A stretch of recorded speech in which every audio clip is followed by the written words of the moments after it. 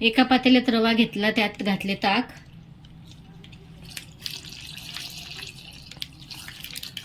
ताकाच्या ऐवजी तुम्ही दही पण वापरू शकता,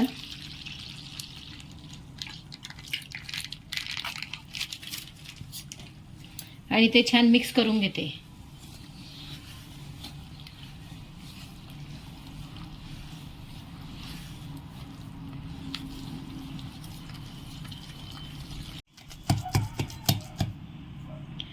थोडे पाणी घालून मिश्रण पातळ करून घेते.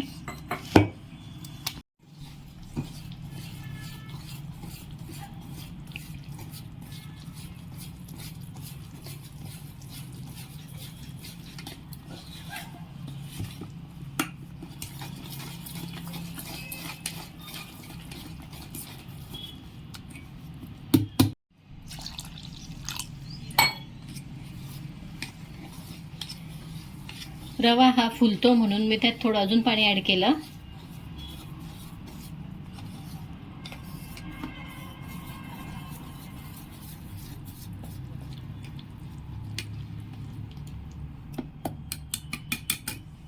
आणि हे मिश्रण मी आता झाकून ठेवते अर्ध्या तासासाठी.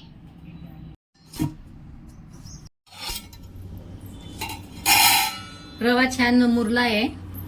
आता त्यात घालू भाज्या. किसलेला बटाटा घातलाय मी, त्यानंतर बारीक कापलेला कांदा, टोमॅटो, पत्ताकोबी किसून घेतली आहे आणि हिरवी मिरची, हे सर्व मी त्यात ऍड करणार आहे. भाज्या तुम्हाला तुमच्या जवळ ज्या अवेलेबल असतील त्या तुम्ही त्यात ऍड करू शकता.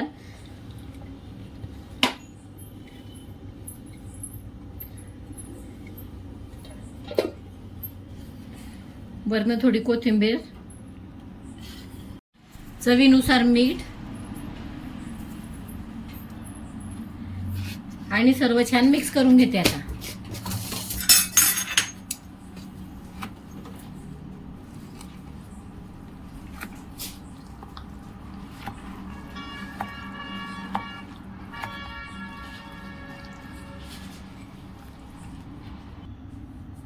बॅटर छान मिक्स झालेलं आहे.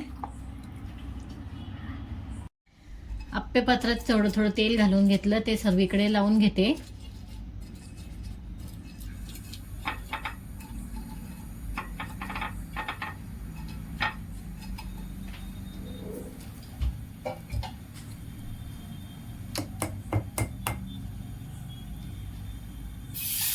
बॅटर घालून छान छोटे छोटे आप्पे टाकून घेऊ.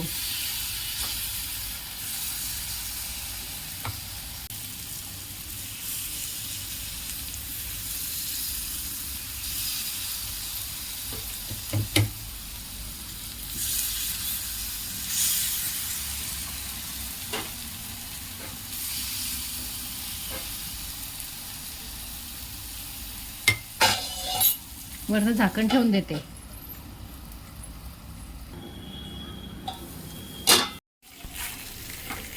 आप्पे छान टर्न करून घेते.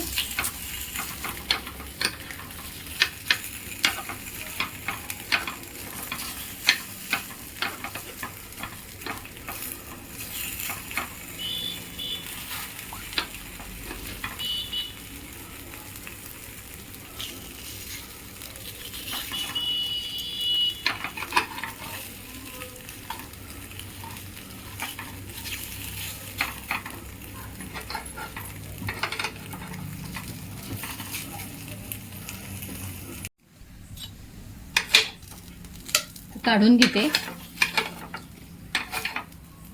छान असे क्रिस्पी झालेले आहे आणि तेल पण जास्त लागत नाही, मस्त तयार होतात. अधूनमधून मुलांना काहीतरी चटपटीत खायला हवं असतं, अशा प्रकारे मी ते रव्याचे आप्पे केलेले आहेत.